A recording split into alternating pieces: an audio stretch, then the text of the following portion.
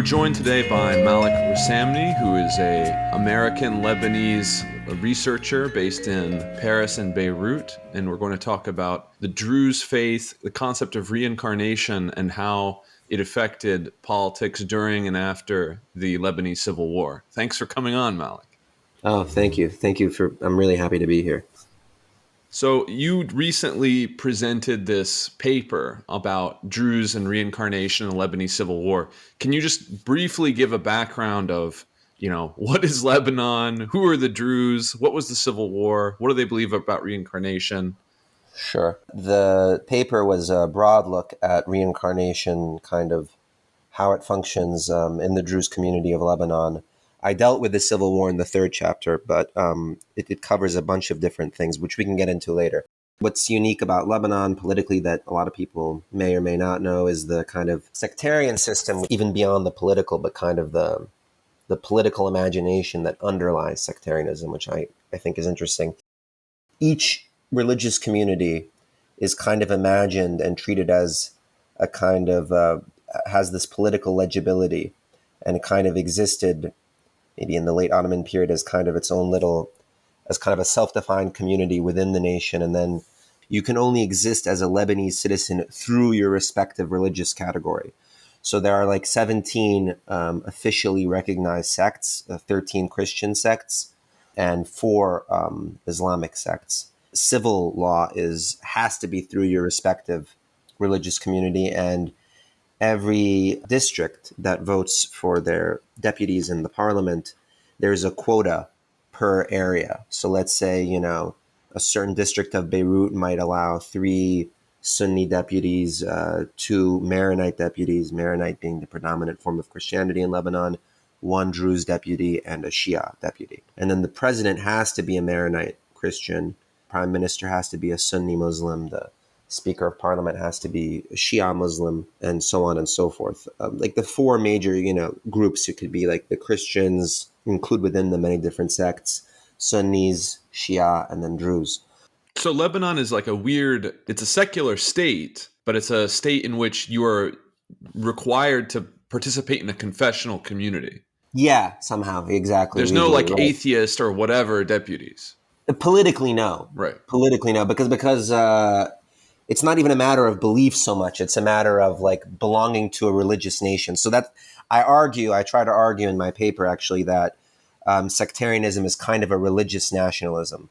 So it's basically the imagination of nationalism as defined. I really draw inspiration from Benedict Anderson on this. But it's this kind of national imagination, this horizontal, flat community where everybody's a citizen in a nation.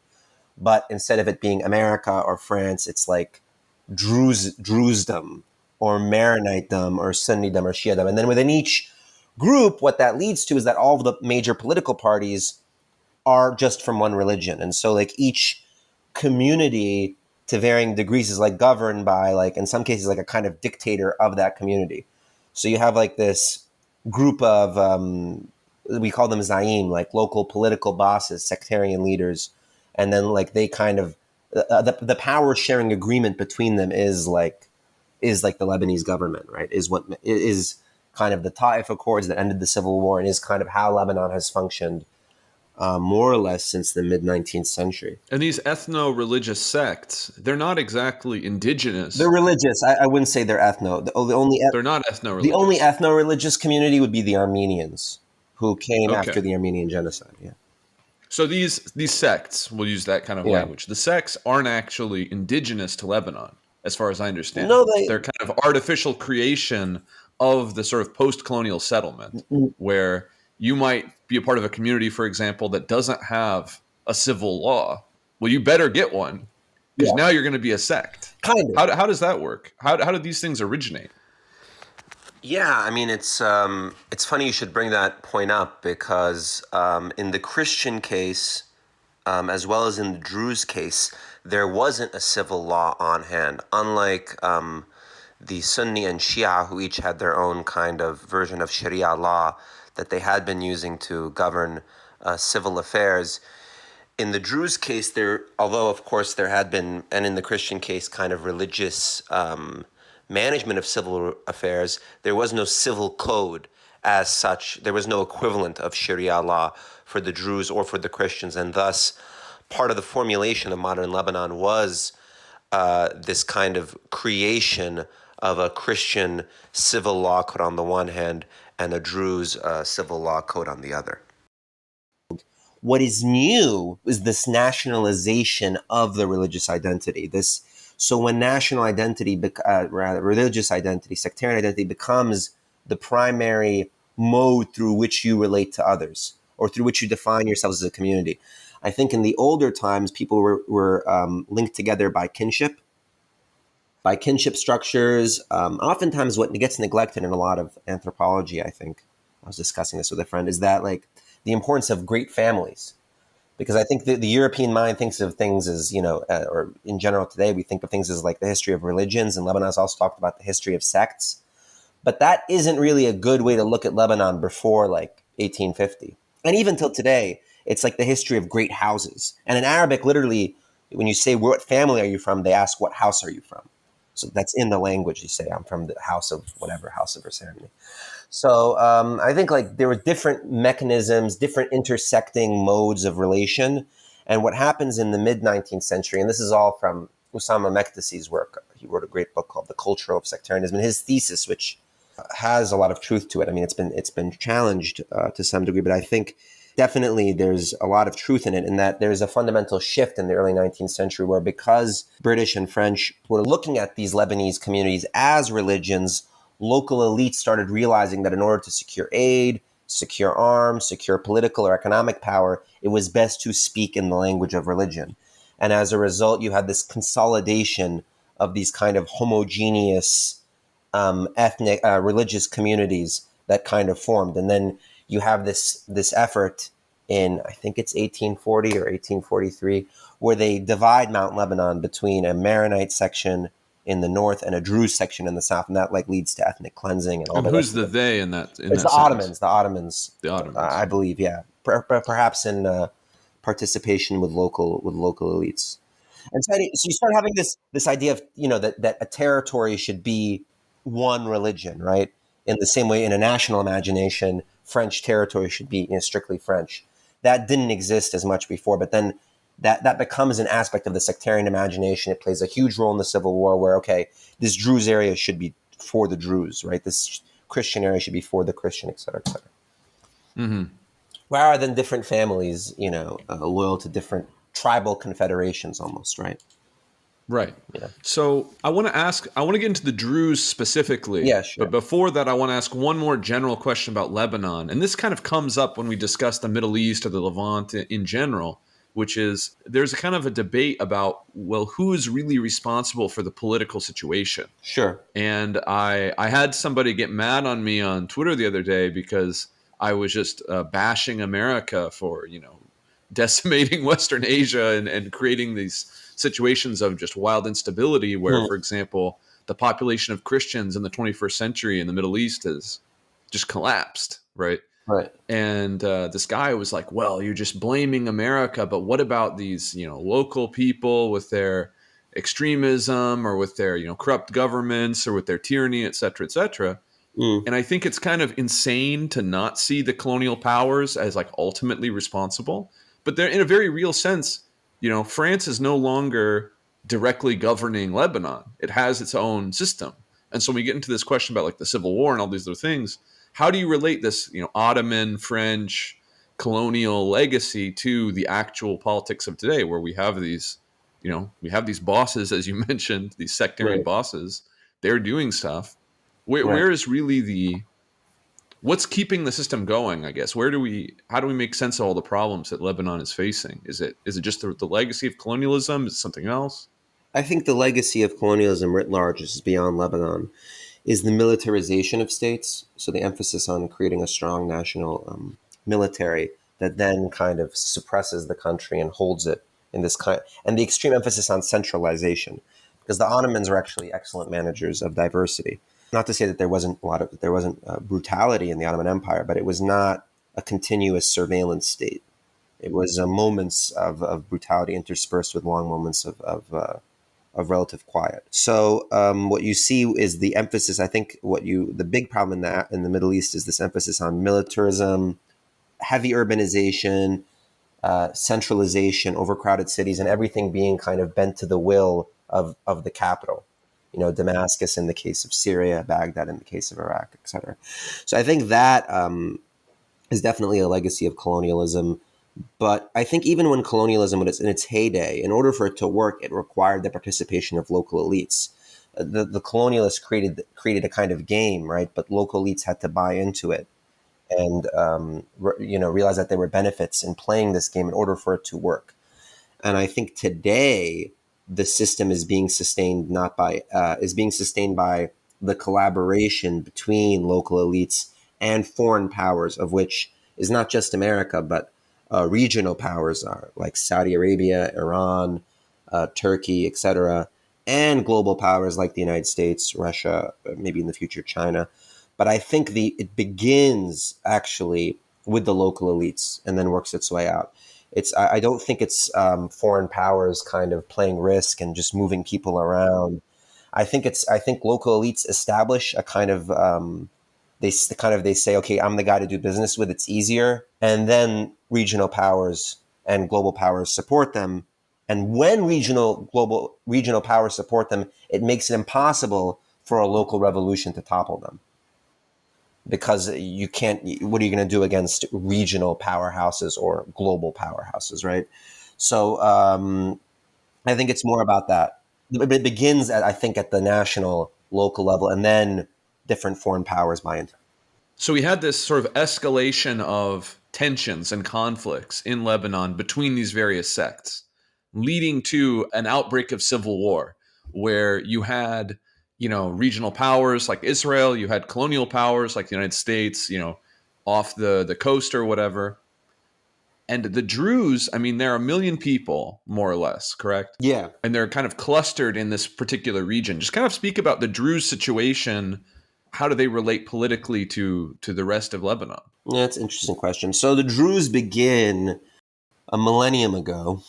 2017 was our 1,000-year anniversary. They begin to understand their religious origins, which we can also there's a lot to get into, but we can get into that later. But they start in the Fatimid dynasty, which is at that time the biggest non-Sunni caliphate, Ismaili caliphate, centered around one particular caliph by the name of Hakam bin Amr al-Allah. They are a kind of religion that emerges inside of Ismailism, comes out of it. Almost a certain political tendency that also interfaces with being a religion. Long story short, they find themselves that most of their adherents, even though it began in Cairo, but formulated by a very cosmopolitan group of people from Iran and Uzbekistan and all parts of the Islamic world kind of formulated the religion. But the adherents were Arabs from what is today, you call it Greater Syria, Lebanon, Israel, Palestine, Syria, Jordan, etc. That's where the Druze are today. How they define themselves, each community is very different. I think in Lebanon, they've had a very unique kind of role where this is sounds a bit cliche to people who read Lebanese history, but a lot of different people in Lebanon, obviously sects, have different foreign backers. So the Shia for a long time had this relationship with Iran, not just in the modern age, but also not just in the contemporary age, but in the entire modern age. That's like during the Safavid Empire, which was the big, one of the three gunpowder empires, they call them, along with the Mughal and Ottoman Empire. And obviously the Christians, particularly the Maronites, had a long-standing relationship with Western Europe, first the Catholic Church itself, and then later on France. So the Druze never really had a clear ally, and so that allowed them to be a bit mercurial in their political tendencies. For a time, they were kind of allied to England in the 19th century, and then under Kamal Jumblat, who was the main Druze kind of leader, Zaim of the Druze in the 20th century, late 20th century, he kind of allied the Druze with the non-aligned movement, so thinking about China, India, these kind of neither east nor or neither east nor west type thing.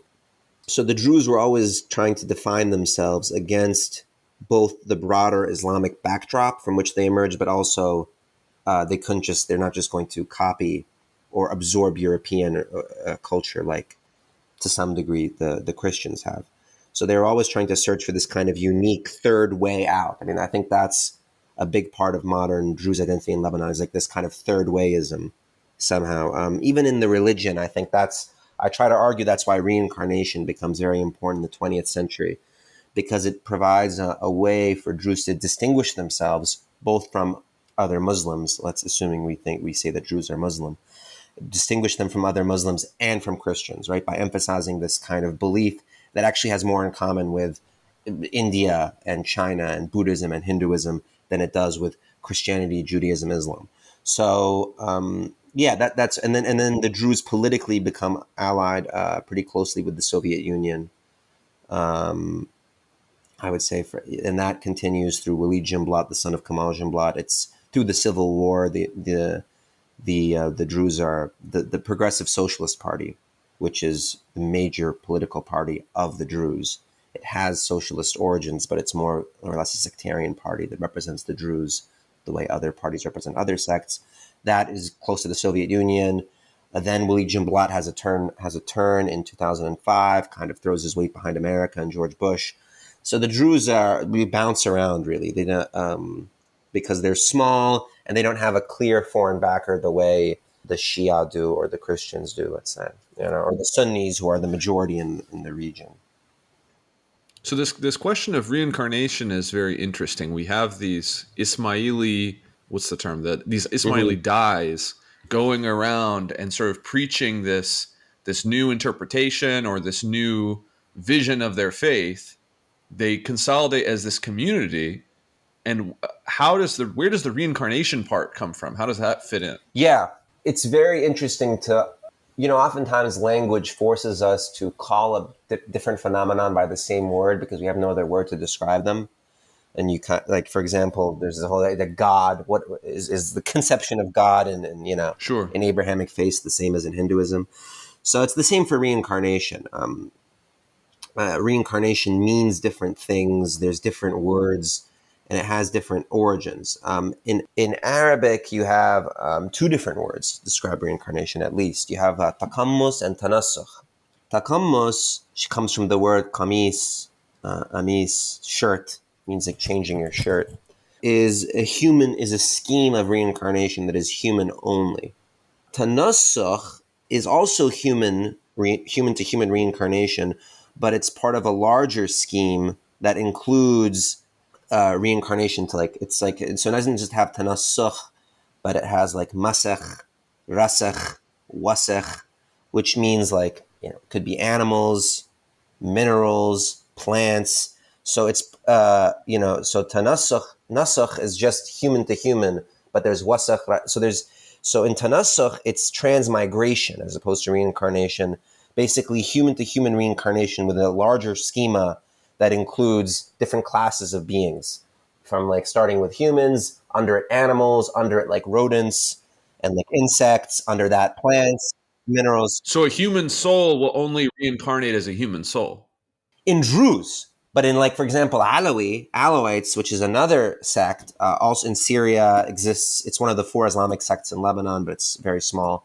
Obviously, Bashar al-Assad is Alawite. In that religion, they have tanasukh, so they have human to human reincarnation, but within a schema where no, actually, if you're a bad person, you can come back as an animal, and then if you're a bad animal, you come back as a plant, and so on and so forth until you become inorganic material.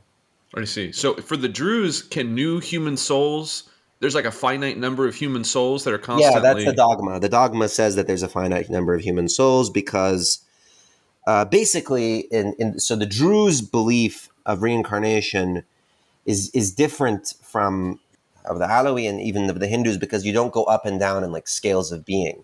You just stay human and you reincarnate into human beings no matter what. It's not a function of how you conduct yourself. It's like a fact of law, and that comes out of Neoplatonism.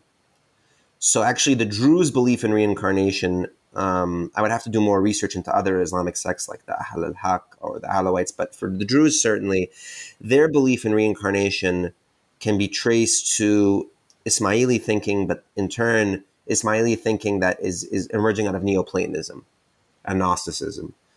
So it has to do with the reincarnation as conceived in like Pythagoras, right? Interesting. Right. And so what that has to do with is not so much a soul kind of jumping around from body to body, but actually the irreducible materiality of the spiritual world, which is to say that the spiritual world cannot be ripped away from the material. The spiritual can only be apprehended through the material world, which is to say, so like the clothes, not even the clothes, like in a similar way that, one cannot perceive meaning without a word to define it, right? I can't communicate. So a word is the body, the meaning is the soul. You cannot perceive the sun without the light that shines from it. So that's the idea. So the idea is that the human body is the manifestation of the soul in that sense. And so as the soul is eternal, therefore it must always have a body. And so there will always be a body for the soul, hence reincarnation, hence between lives. Again, this is the Druze idea. There is no separation. So as soon as one dies, he is instantly reincarnated. Right, because the soul always demands to have a body. It must always be perceivable through a body, because only through a body can the soul actualize itself in any sort of way And when you're that speaking is of a that is body, it has to be a perceivable. material body. Human body, Yeah. Okay. human body, human Like body. a fleshly body, like with skin and bone. Yeah, a Okay. fleshly body of humans. Mm. And then why it's consistent is that, at the time when the Druze call was made, the people who signed the contract and said, okay, we're Druze, they reincarnate as Druze forever. I see. And then people who did not reincarnate as non-Druze forever. I see. So it's actually you don't have a problem of evangelism because everybody was given the opportunity, Correct. or at least a certain number of the elect were given the opportunity to reject or accept the call. Precisely. I see. Interesting. But also it's important to understand that the Druze also believe that there are other Druze in the world, because it's not about being Druze. Druze actually don't like being called Druze because I see. What do they like to be it's not called? Muwahideen, which means Unitarians, because Druze is actually the name of a guy who was later considered a heretic and killed. But because he was a big evangelist at that time and proselytized and converted a lot of people, his name became associated with the religion. I see. A guy by the name of Nishkatan ad-Derezi, So who these Lebanese Unitarians, what so there could be Unitarians in other parts of the world. I see. So a lot of Druze do believe that there are definitely like Druze communities with other names. They don't call themselves Druze in India or in China or wherever else. So politically, how does this shake out? Because there seems to be this. If you're always the thing with always reincarnating as human continuously, I feel like this would have really a profound impact on how you relate to society. No. Yeah, it definitely. So the stereotype, or the common thing that people have said in the little bit of anthropology that exists on the subject, although there isn't too much, it's starting now, is that it just strengthens community bonds. It makes Druze closer together because I could potentially be your brother, I could potentially be your sis, your father, your friend, Doesn't that make and like marriage and the family a little bit complicated? somewhat, yeah, You know what I mean? yeah, You, yeah, you might actually be my sister. How do I know? right.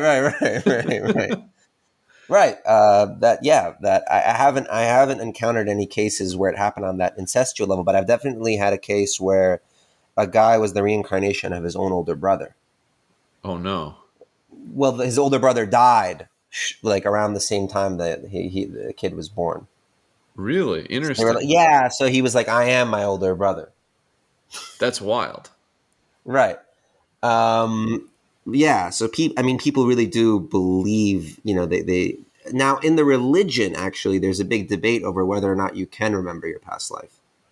So to me, it's more of a folk phenomenon, this phenomenon of remembering your past life, because in the actual religion, according to a lot of the religious establishment, especially the religious establishment that's recognized by the state, the official religious establishment, and in a lot of Druze sacred writings, reincarnation is downplayed.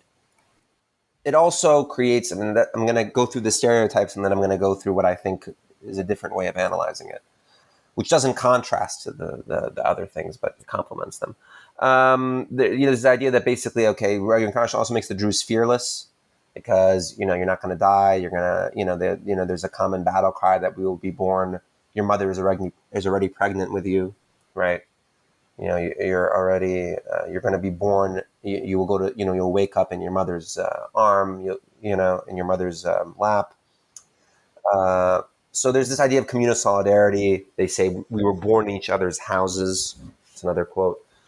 And then there's also this idea of like not fearing death because you're going to be reborn. And then that leads to all kinds of funky things like martyrs who are alive, like living martyrs, because like I died in my past. I was a martyr in my past life, and here I am. So you can these all kinds of these tropes of bravery, warriorhood that are strong, and communal solidarity are very strongly associated with the Druze.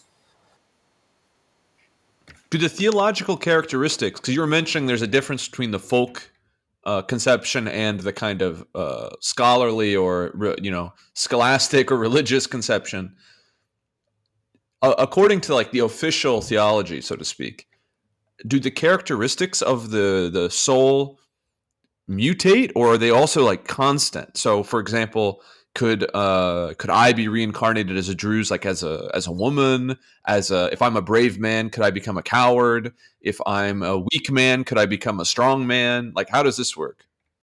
Right, right, right. Okay, the two constants are you stay Druze and you stay within the same gender. Now, there are some modern Druze who try to reinterpret, transsexuality as being like, a case of like the gender went in the wrong. You're right. So I mean, you can have modern spins on it, but I think in the Orthodox idea, generally speaking, the idea is it's the same gender, same religion. So it's the same gender, but you don't necessarily carry over memory, or It's unclear whether you carry over memory, but a lot of Orthodox would tell you no, you don't. You don't, because were you to do so, you would partake in divine knowledge. And if you were to partake in divine knowledge, the universe would collapse. okay, so okay, that's interesting. All right. Yeah. So part of your research covered cases of this sort of discourse around reincarnation during and after the Civil War. Can Right. you sort of flesh that out a little bit? Sure. So part of, again, going back to the folk idea. So in my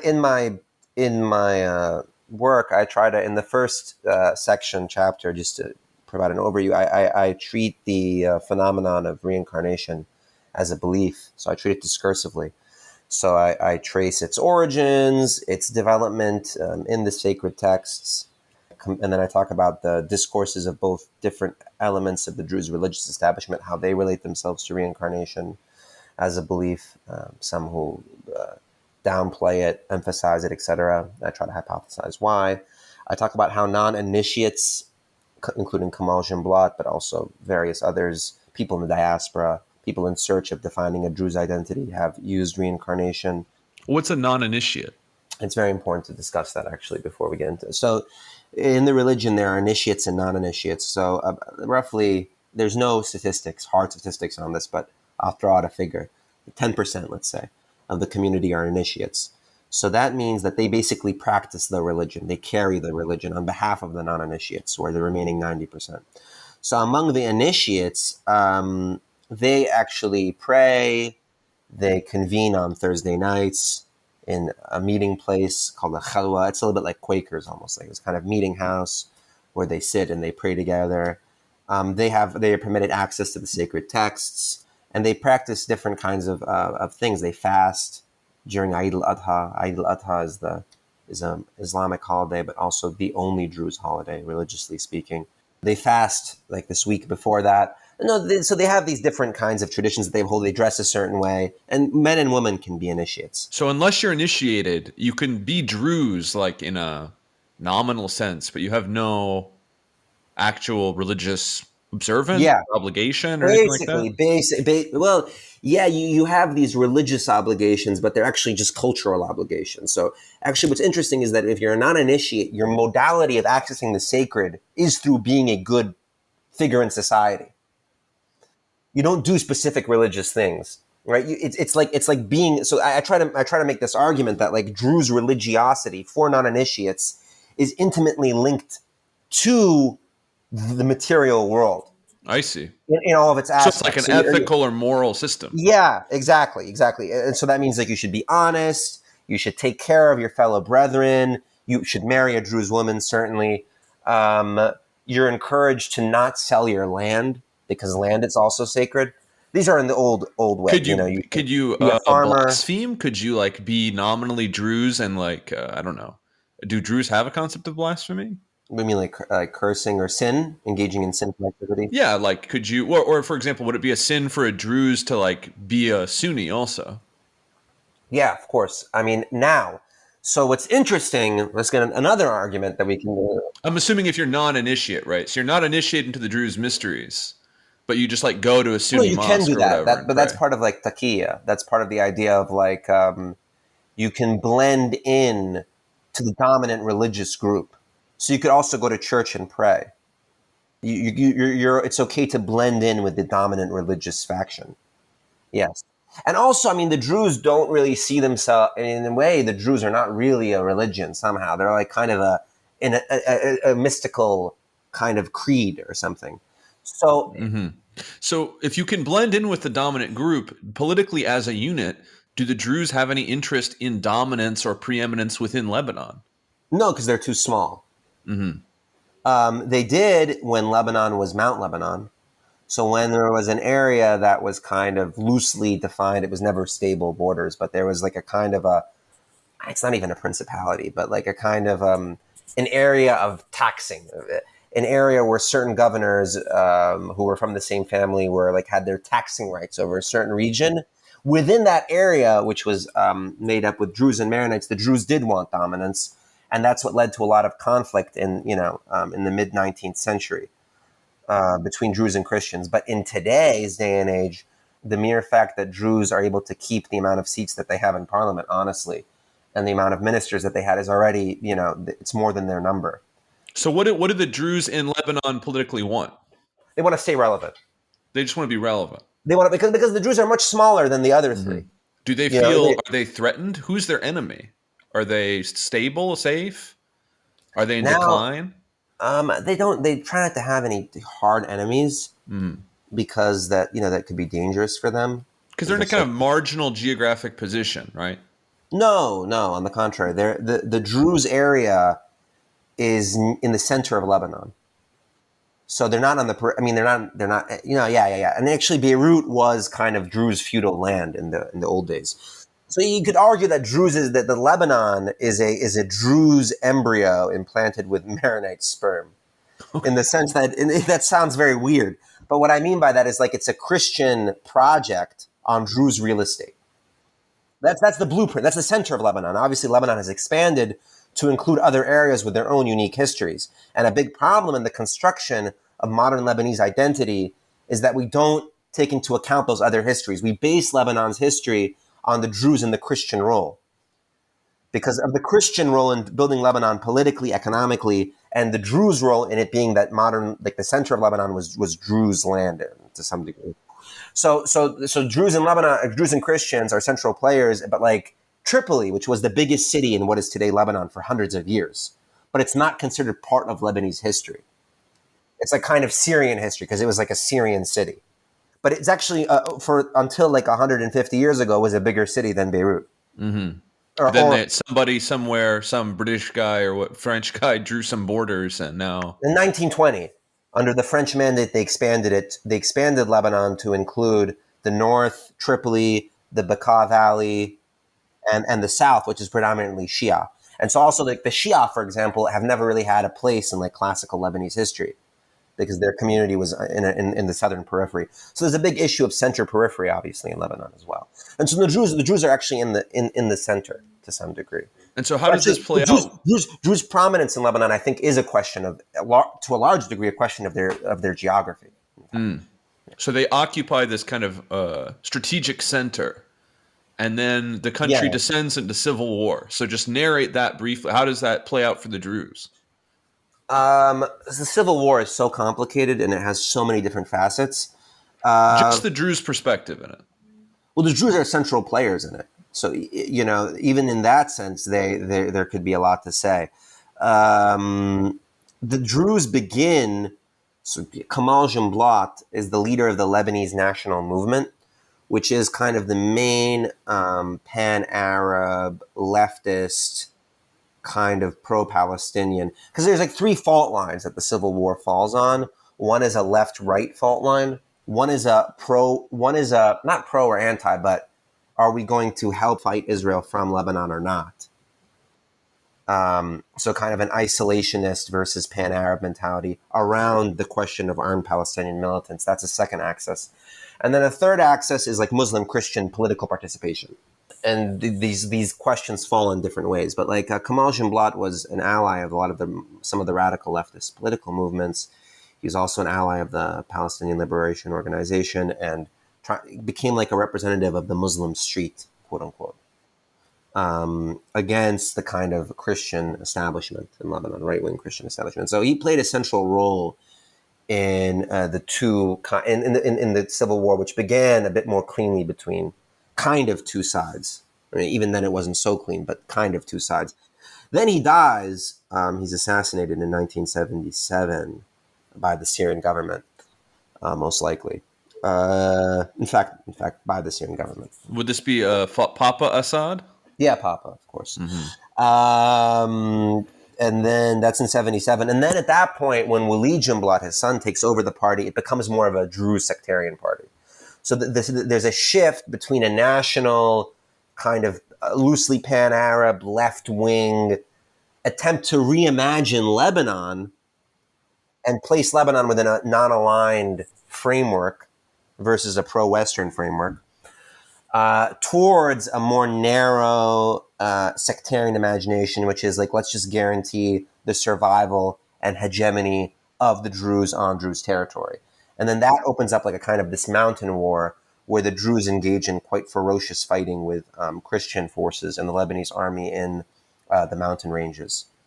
And then you have like, ethnic cleansing and kind of this effort to construct a homogeneous Druze territory, particularly in the Shuf Mountains, which is the power base of the Jumblat clan and of the Druze.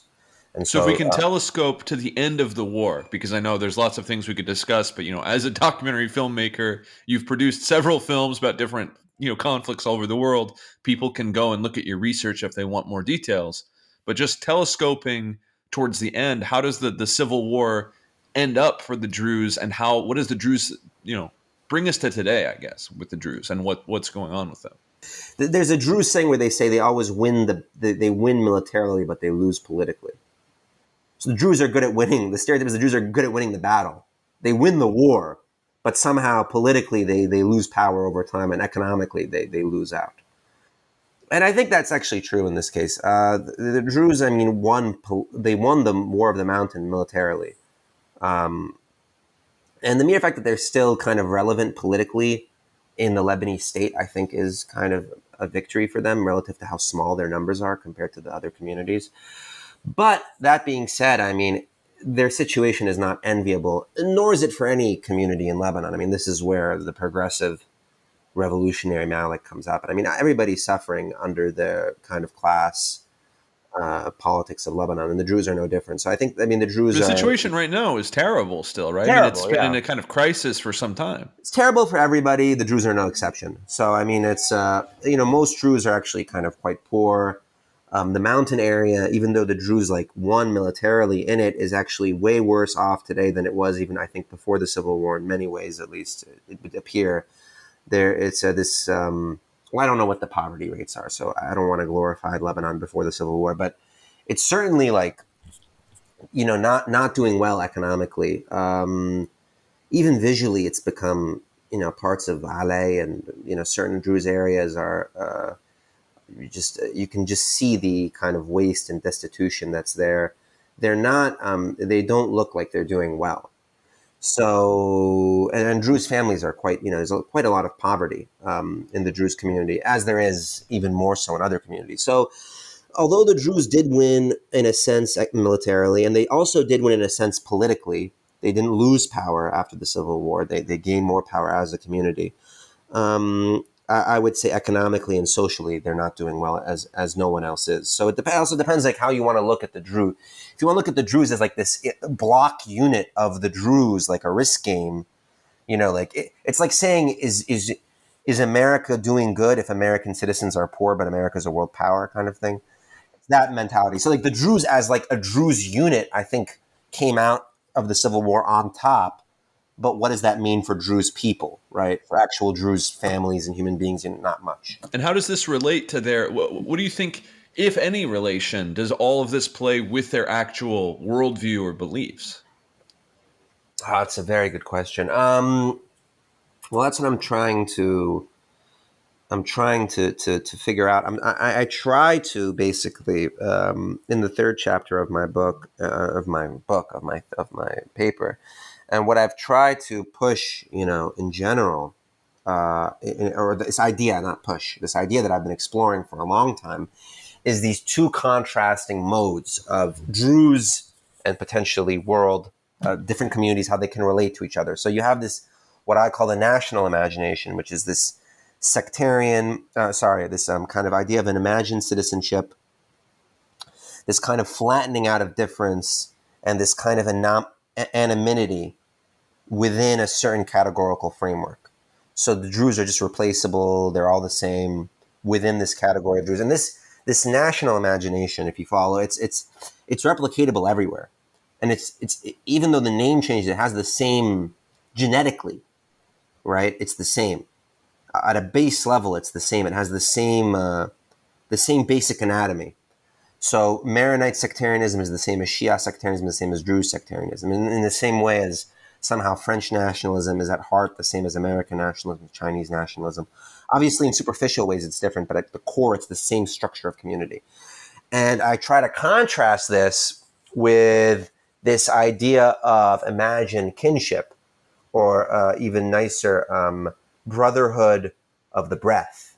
This idea that actually our relations are necessarily specific, because it's not just, oh, we're all Druze. No, I am potentially your brother, potentially your friend, potentially your comrade, potentially your enemy.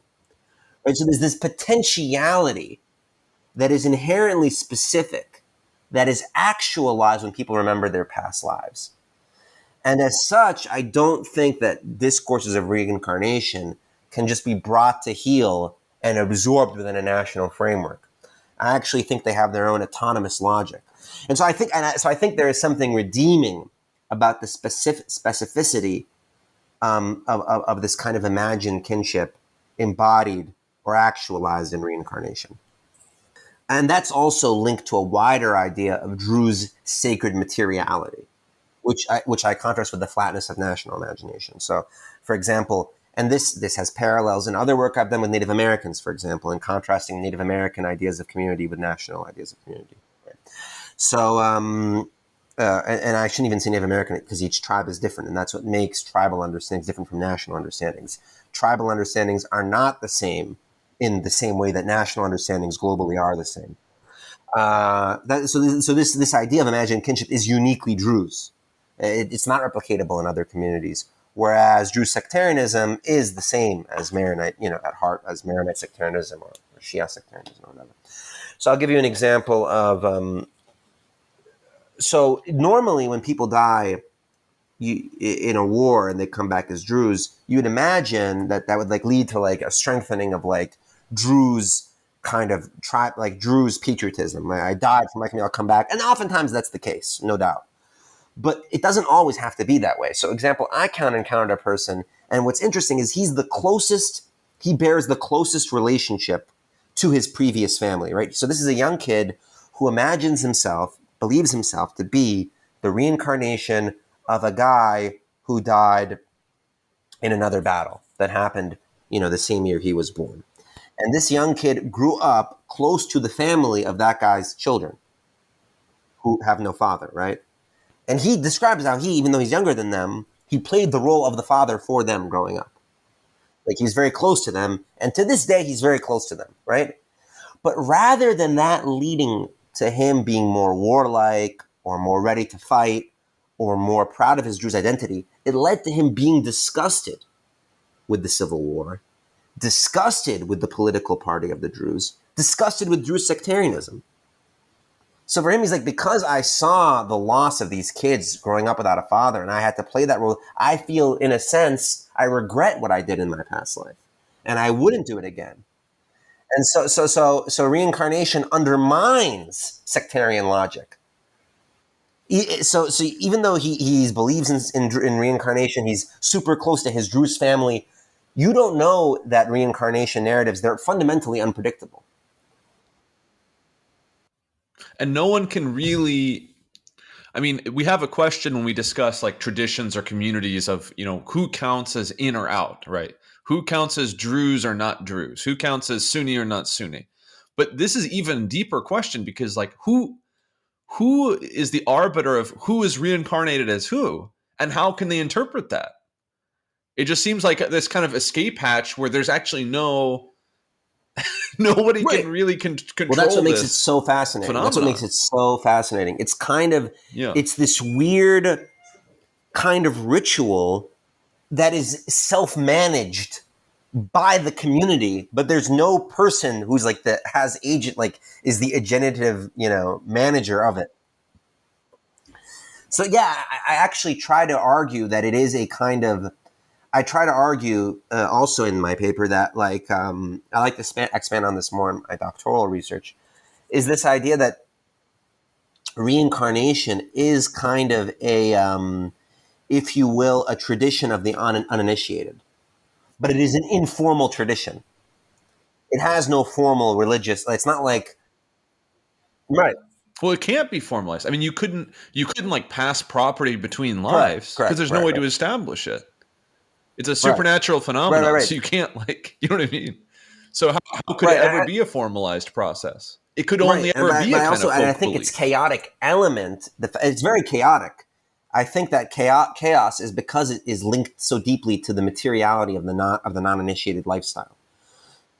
Because basically the only moment of sacredness in the life of a Druze when they're in touch with anything sacred, like communion would be, or praying 5 times a day, or going to Mecca, is at the moment of death. In funerals, which everybody has to go to, even if you barely knew the person, it's very like required, and then that goes to the link between cultural obligation or social obligation and religious obligation in the life of the non-initiated. When you go to a funeral, the sheikhs, the religious figures, pray on the coffin. That's the only time you see them pray as a non-initiated. It's the moment of death. And if they don't pray on you, it's a big shame, right? It's like yeah, it's like it's like a death, Oh, it's like a baptism at the time of death, almost. Yeah. So I see. there's something holy there, right? But then that kind of sacredness gets reinterpreted into reincarnation. It's a I see. So the sheikhs are like this, are they're the right. So what? esoteric part of the religion. The lay people, they're the Yeah, exactly. purely Somehow, exoteric part. And there's one yes. moment where the two And are but what linked. happens is, so after, it's all about death. It's kind of necropolitics.